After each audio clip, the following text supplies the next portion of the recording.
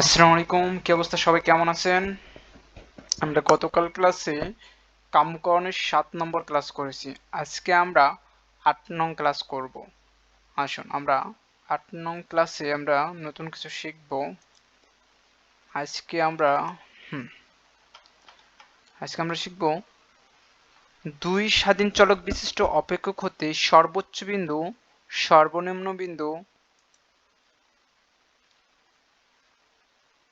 আর কি সর্বোচ্চ বিন্দু, সর্বনিম্ন বিন্দু, অনমনীয় বিন্দু, স্যাডেল বিন্দু, হ্যাঁ, সেই বিন্দুগুলা কিভাবে নির্ণয় করতে হবে সেই সম্পর্কে আমরা জানব। প্রথমেই আমরা পয়েন্ট আউট করব এখানে কিছু পার্থক্য আছে, সেই পার্থক্যগুলো কিভাবে পয়েন্ট আউট করতে হবে। তার মধ্যে আরেকটা বিষয় বলে দেই, আমাদের এখানে প্রয়োজনীয় শর্ত থাকবে, পর্যাপ্ত শর্ত থাকবে, আর একটা হচ্ছে অতিরিক্ত শর্ত থাকবে। যদিও আমি সেটা লিখি নাই আলাদাভাবে, আমি আসলে এটা মনে ছিল না। এটা হচ্ছে পর্যাপ্ত শর্ত, ও সরি, এটা অতিরিক্ত শর্ত। আমি এটা বলে দেব। এই যে তোমাদের তিনটা জিনিস থাকবে, এটা হচ্ছে অতিরিক্ত শর্ত, জাস্ট এটুকু মাথায় রাখবা। হ্যাঁ, যেটার মাধ্যমে ইনটু করা হয় সেটাই হচ্ছে অতিরিক্ত শর্ত। এফ এক্স এক্স এবং এফ ওয়াই ওয়াই ইনটু যখন থাকে সেটা হচ্ছে কি অতিরিক্ত শর্ত। এইগুলা হচ্ছে অতিরিক্ত শর্ত, জাস্ট এইটুকু আগে মাথায় নিয়ে নাও। তারপরে আসো এখন একটু এক্সপ্লেন করি আমরা কিভাবে এক্সপ্লেন করতে পারি। আসুন প্রথমে আমরা পয়েন্ট আউট করব। দেখো, উপরে আমরা একটা জিনিস দিয়ে রাখছি, সেটা হচ্ছে function of x y, z equal function of x Y.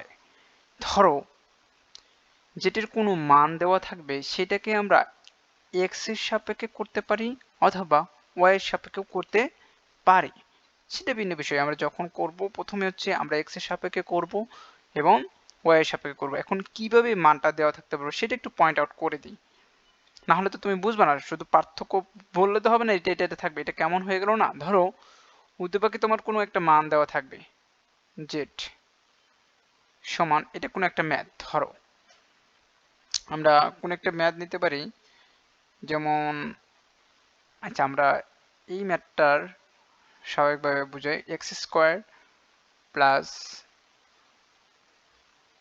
Y square minus 4x। Okay, fine.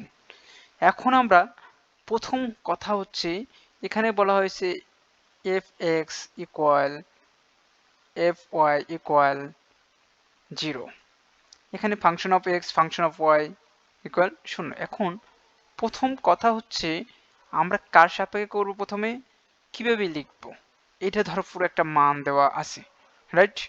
ওকে, এই মান থেকে আমরা যদি এক্স এর প্রয়োজনীয় শর্ত, এই প্রয়োজনীয় শর্ত করতে এক্স এর সাপেক্ষে করি, তাহলে মানটা কত বের হয়। ধরো এক্স এর সাপেক্ষে, তার মানে এক্স যেখানে আছে সেই মানটাই শুধু প্রযোজ্য হবে, বাকিগুলোকে অন্তর্কলন করা যাবে না।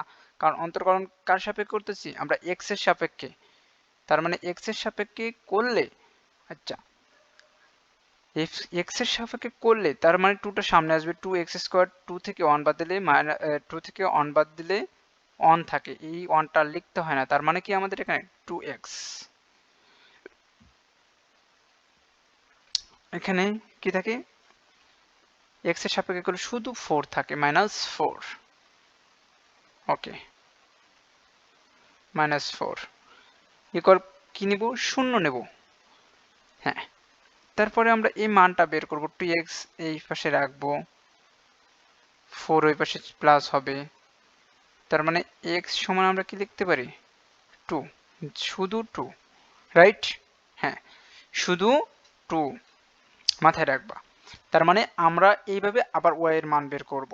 তার মানে আমরা বলতে পারি প্রয়োজনীয় শর্তের ক্ষেত্রে আমরা কি করব, এফ এক্স এবং এফ ওয়াই এর মান বের করব শূন্য মান ধরে। এই ম্যাথটা যা দেওয়া থাকবে এইটার সমান আমরা শূন্য ধরবো, রাইট? এখান থেকে আমরা এক্স এর মান বের করব, ওয়াই এর মান বের করব প্রয়োজনীয় শর্তে। ইভেন আমরা এই জায়গাতে এক্স এবং ওয়াই এর মান বের করার পর পর্যাপ্ত শর্তে চলে যাব। এখন প্রশ্ন হচ্ছে পর্যাপ্ত শর্তে এফ এক্স এক্স দেওয়া আছে, তো এখানে এফ ওয়াই ওয়াই দেওয়া আছে ভাই, তাহলে আমরা এখন কিভাবে করব? দেখো এখানে আমরা এক্স এর সাপেক্ষে করেছি, আবার এই মানটাকে এখানে আমরা যে 2x-4 এটা পেয়েছি, এখান থেকে অন্তর্কলন করার পর যেই মানটা পেয়েছি এই মানটাকে আবার আমরা অন্তর্কলন করব কিসের সাপেক্ষে? এক্স এর সাপেক্ষে। এক্স এর সাপেক্ষে করলে কত বের হবে সেই মানটা এখানে বসাবো। হ্যাঁ, পর্যাপ্ত শর্তে কি নিব? জাস্ট ওই মানটা বসাবো আমরা, যে পর্যাপ্ত শর্তের ক্ষেত্রে আমাদের এখানে কত মান বের হবে, তাহলে 2, এখানে আমরা 2 লিখব।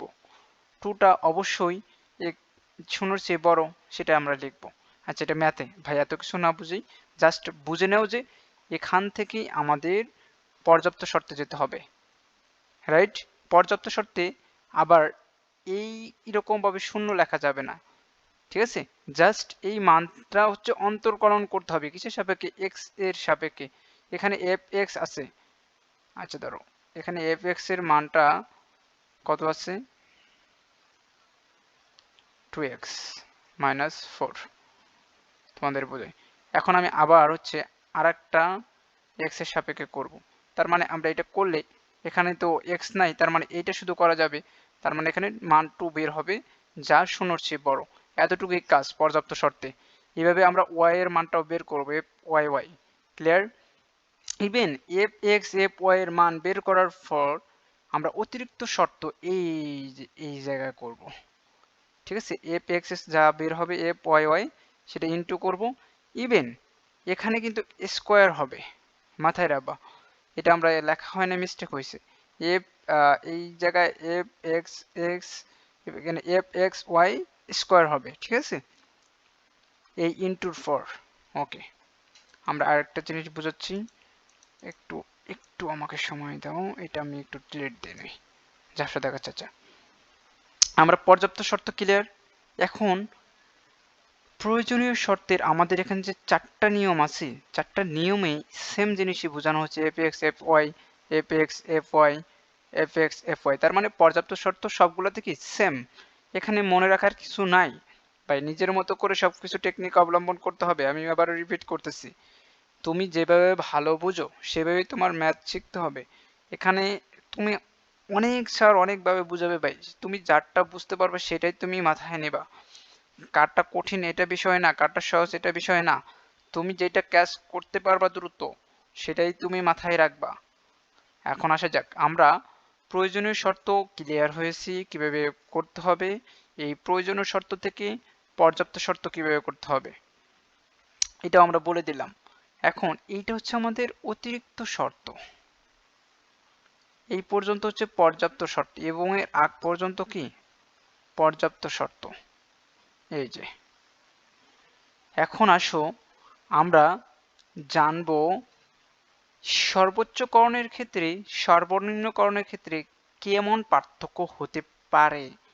কিভাবে বুঝবো যে এটা সর্বোচ্চ, এটা সর্বনিম্ন, এটা অনমনীয় বিন্দু, হ্যাঁ, বা আদার্স হচ্ছে স্যাডেল বিন্দু। এখন আসো, আমাদের এই প্রয়োজনীয় শর্তের মধ্যে সমস্যা নাই, পার্থক্য দেখা যাবে সর্বোচ্চকরণ সর্বনিম্নকরণ, এই দুইটা প্রথমে আমরা এক্সপ্লেন করব। এখানে দেখো 0-এর চেয়ে ছোট পর্যাপ্ত শর্ত, রাইট? 0-এর চেয়ে ছোট, এবং এখানে দেখা যাচ্ছে অতিরিক্ত শর্তের ক্ষেত্রে এইটা স্কোয়ার, এফ এক্স ওয়াই স্কোয়ারের হোল স্কোয়ারের চেয়ে বেশি হচ্ছে f x x into f y y into এর মান। এই দুইটা গুণ করার ফলে এটার মানটা কি হবে, এটার চেয়ে বড় হবে, তাহলে সেখানে কি কোন বিন্দু উৎপাদন হবে? সর্বোচ্চ বিন্দু। এইটা তখন কি হবে? সর্বোচ্চ বিন্দু। এখন সর্বনিম্ন করণের ক্ষেত্রে কি হবে? এর বিপরীত, এইটার বিপরীত হবে। দেখো এখানে 0-এর চেয়ে বড়, এটাও 0-এর চেয়ে বড়, এখানে 0-এর চেয়ে ছোট, ওয়াই 0-এর চেয়ে ছোট, কিন্তু কিন্তু অতিরিক্ত শর্তে সেম হবে, এটা কিন্তু এটার উপরে কিন্তু হোল স্কয়ার হবে, হ্যাঁ, মাথায় রাখবা। এটার উপরে হোল স্কয়ার হবে। আমি আবারও বলে দিচ্ছি, এখানে আমরা লিখতে ভুলে গেছি, এটার উপরে হোল স্কয়ার হবে, ঠিক আছে?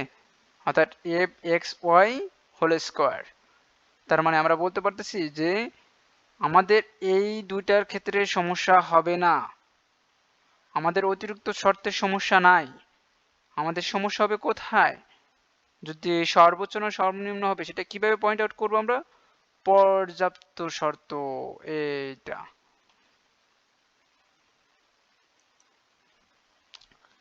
এই যে পর্যাপ্ত শর্ত, এইটার মাধ্যমে আমরা বুঝতে পারবো এটা সর্বনিম্ন না সর্বোচ্চ বিন্দু। সর্বনিম্ন হবে এটা 0 চেয়ে বেশি, 0 চেয়ে বেশি, অর্থাৎ আমরা এক কথায় বলতে পারি বিপরীত মান। দেখো এটা সর্বনিম্ন সময় তো হওয়ার কথা ছিল এটা বড়, তাই না? সর্বনিম্ন কারণ কথা এটা ছোট হওয়ার কথা ছিল না, যে এরকম হওয়ার কথা ছিল, এফ এক্স এক্স 0-র চেয়ে ছোট, কিন্তু না, এটা 0-র চেয়ে বড় হবে। তার মানে আমরা এক কথায় বলতে পারি পর্যাপ্ত শর্তে গিয়ে এই সর্বোচ্চ করণের মানটা বিপরীত মান হবে, এফ এক্স এফ ওয়াই এর বিপরীত মান হবে, তাহলে সেটা সর্বোচ্চ কোণ হবে এবং সর্বনিম্ন করণের ক্ষেত্রেও সেম হবে। তোমার সহজভাবে টেকনিক অবলম্বন করতে হবে, আমি আবারও বলতেছি, তোমার একদম সহজ টেকনিক অবলম্বন করতে হবে ভাই। তোমার মাথায় এত কিছু থাকবে না, টেকনিক মুখস্থ করা যাবে না, টেকনিক অবলম্বন করতে হবে। এখন আসো, অনমনীয় বিন্দুর ক্ষেত্রে পর্যাপ্ত শর্ত তো প্রয়োজনীয় শর্ত তো সেম সবার ক্ষেত্রেই। এখন আসো, এখানে অনমনীয় বিন্দু হবে কিনা। এখানে এফ এক্স এফ ওয়াই একই চিহ্নযুক্ত হবে, একই চিহ্নযুক্ত হবে। ইভেন পার্থক্য হচ্ছে এই জায়গায় এইটা অতিরিক্ত শর্তে এটা কি হবে, ছোট। এই এই এখন অনমনীয় বিন্দু এবং স্যাডেল বিন্দুর মধ্যে পার্থক্য। এখানে দেখো এটা কিন্তু এই জায়গার ক্ষেত্রে এই অতিরিক্ত শর্তে এটা কিন্তু F x A Y whole square হচ্ছে কি বড়, কিন্তু এইটা কিন্তু ছোট। এই যে এটা কি ছোট, হোল স্কোয়ার ছোট, তার মানে এখানে একটা পার্থক্য। এক, আর দ্বিতীয় কথা হচ্ছে এই দুটো একই চিহ্নযুক্ত হবে।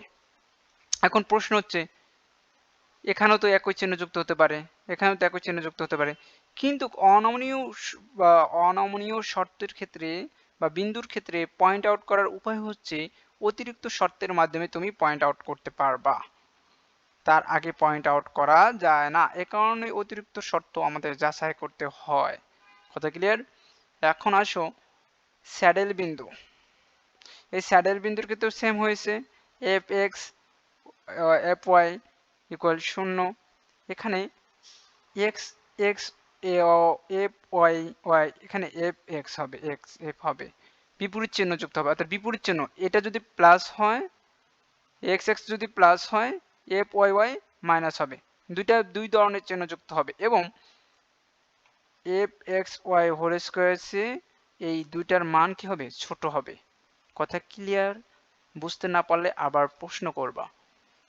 এখন আসো, যদি f x x equal f y y equal function of x y হয়, তাহলে অপেক্ষকটি সর্বোচ্চ, সর্বনিম্ন বা অনমনীয় বা স্যাডেল বিন্দু কোনোটাই হবে না।